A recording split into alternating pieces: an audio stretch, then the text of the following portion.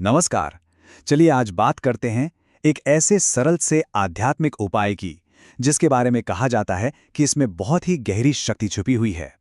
आइए जानते हैं कि आखिर ये है क्या। तो एक सीधा सा सवाल, क्या कोई ऐसा उपाय हो सकता है जो दिल की किसी खास इच्छा को पूरा कर सके? आज हम इसी संभावना को समझने की कोशिश करेंगे।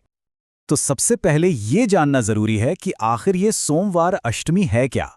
देखिए, ये एक बड़ा ही खास और दुर्लभ संयोग है जब सोमवार का दिन जो भगवान शिव को समर्पित है और अष्टमी तिथि जिसे ऊर्जा का स्रोत मानते हैं एक ही दिन पड़ते हैं, तब बनता है ये शक्तिशाली मौका। और हाँ, इस उपाय के लिए ये संयोग ही सबसे जरूरी शर्त है।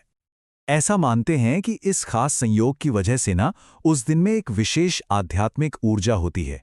ये ऊर्जा उसे किसी भी आम दिन से कहीं ज्यादा शक्तिशाली और शुभ बना देती है। और सबसे दिलचस्प बात जानते हैं क्या है? इस इतने शक्तिशाली दिन पर जो उपाय करना है उसके लिए सिर्फ 5 चीजों की जरूरत है ना ये कमाल की बात? चलिए अब देखते हैं कि करना क्या है। बहुत ही आसान है। पहला, पंचांग में देखकर सोमवार अष्टमी का दिन पता करना है। दूसरा, 5 साबुत बेलपत्र लेने हैं, मतलब कहीं से भी कटे फटे या टूटे हुए ना हों। बेलपत्र भगवान शिव को बहुत प्रिय हैं। कहते हैं कि ये उनके 3 नेत्रों का प्रतीक हैं। तीसरा, इन पत्तों को पूरी श्रद्धा के साथ भगवान शिव को अर्पित करना है।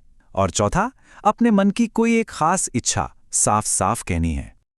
और अब सबसे जरूरी बात जो इस उपाय की मूल कथाओं में बताई गई है, उसमें यह दावा है कि जो भी व्यक्ति इस दिन सच्चे मन से जिस कामना से बेलपत्र चढ़ाता है, उसकी वो कामना मात्र 3 महीने में पूरी हो जाती है।